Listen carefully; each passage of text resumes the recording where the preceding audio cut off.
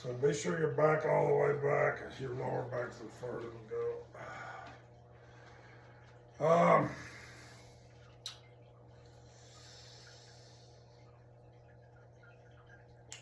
The basic teachings of meditation. A lot of this is kind of contained within the basic teachings of the postural part of meditation. I don't know if we're going to go off. We could easily go off on a tangent where we just go through the 7 points of posture and we nail a lot of stuff. I started a video, like my last video on all this was started with that. Maybe we'll get into that. We'll do some basic Alexander lesson stuff. So you have sort of two nervous systems that are complementary. They both work however you want to activate them and use them. One is called it's not named very well from our point of view, it's called the sympathetic nervous system. That sounds like the good one, right? That sounds like the one we're trying to do, but then, no, it's I don't call it the bad one, but it's the antagonistic one for our true purposes. Although it has its uses, without it, we probably would not have survived as a species. We wouldn't have been faster than some of the animals trying to eat us. Sympathetic means fright, flight. You know a little bit about that. You know what that means. In terms of Alexander, one of the key things to know is that fright, flight, we're almost always in fright, flight. We don't know that, but it's true. We should try to become more knowledgeable. Really, it's just kind of, the whole thing in Buddhism is the union of appearance and emptiness suffused with knowing. The whole thing in Alexander is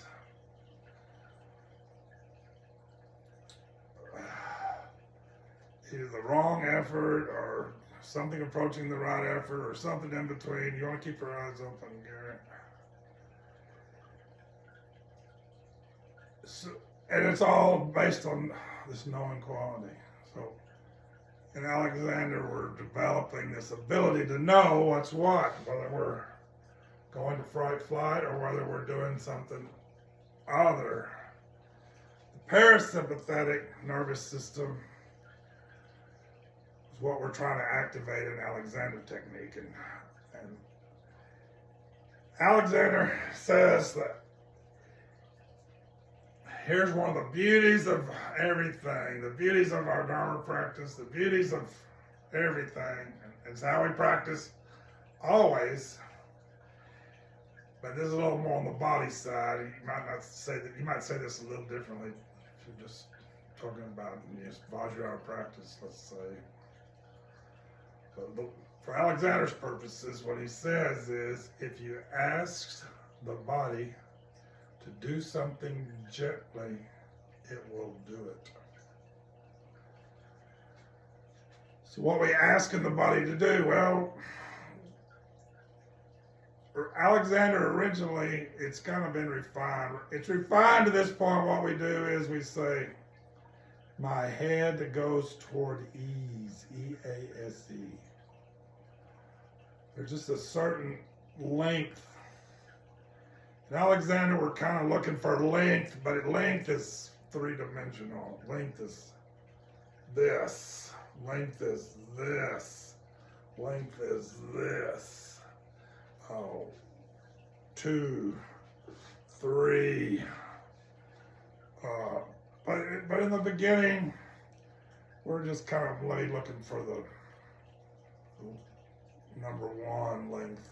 Length is in vertical length. Pretty soon we're going to be looking for the other ones. Width and depth. Really, and we think about our necks. Trungpa Rinpoche was really big on this, on head and shoulders. And basically what he meant with about head and shoulders was your neck's not tight, and have a certain knowing quality about what is the quality of my head and shoulders.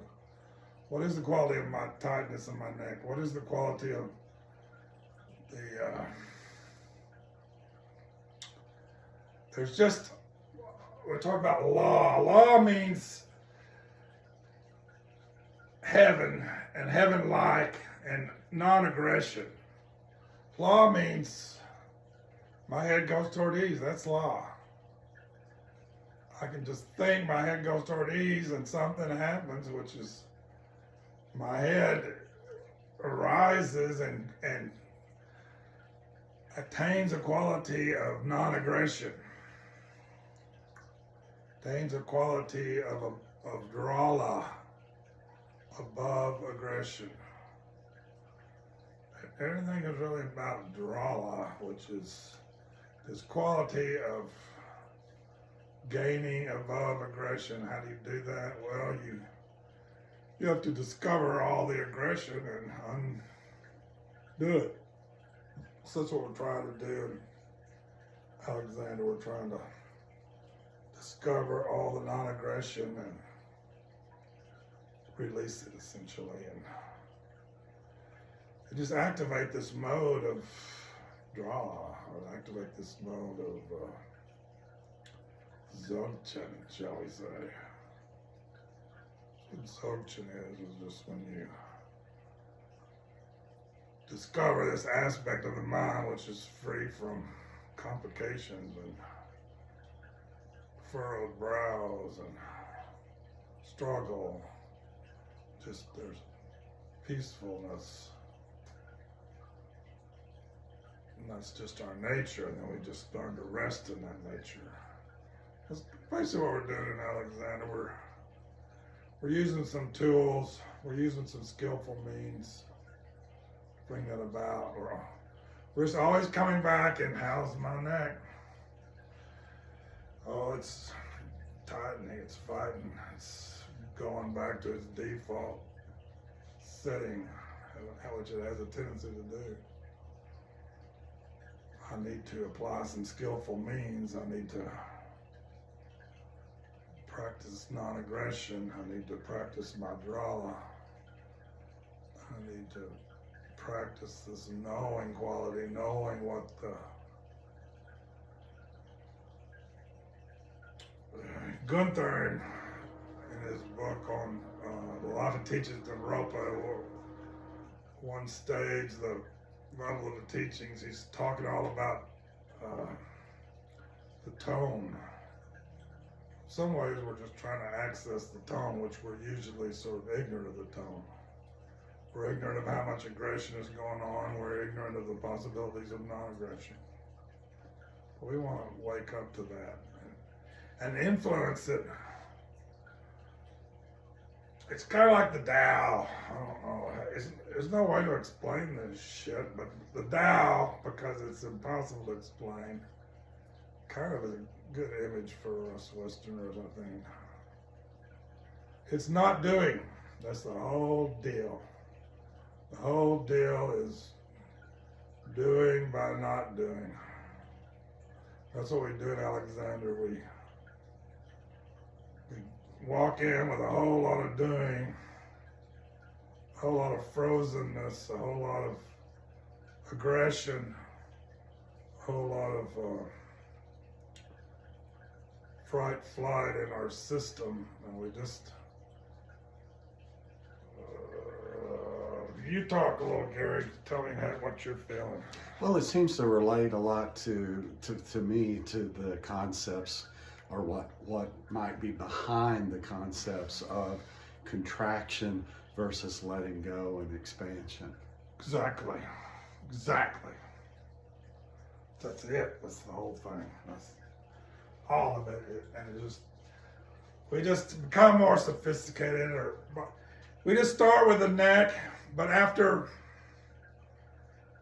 almost 50 years in my case, man, it's all about the neck, but it can become about a lot more. Maybe, I'm really working on my legs, or I'm really working on my shoulders, or I'm really working on my arms, or my hands, or my tongue, or my eyes, or a million ways you go, but really, the touchstone, just as in Shambhala, good head and shoulders, the touchstone is the neck and how the head and shoulders relate.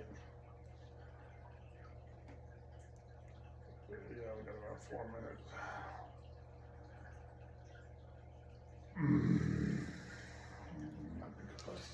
And the other thing I'd say, you asked me to keep my eyes open. I think that's because,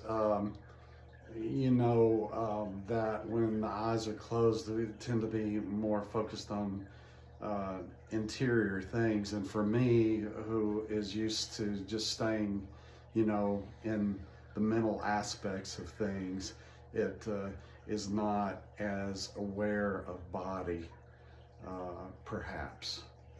That's exactly it. I think that's exactly it. I think one thing I might add is the only time in Alexander, all of a sudden we start getting into a kind of relaxed mode of being, but it's not a mode of being that equates with our waking self. It equates to ourself right before we go to sleep. So we immediately close our eyes and assume that's this condition, we're about to go to sleep. So. But there's just all kind of reasons why we ask you to open your eyes in Alexander. But there's all kind of reasons we ask you to open your eyes in meditation, and they are basically the same thing. So we got this 15-minute limit on videos, so go on YouTube. So we stop and start.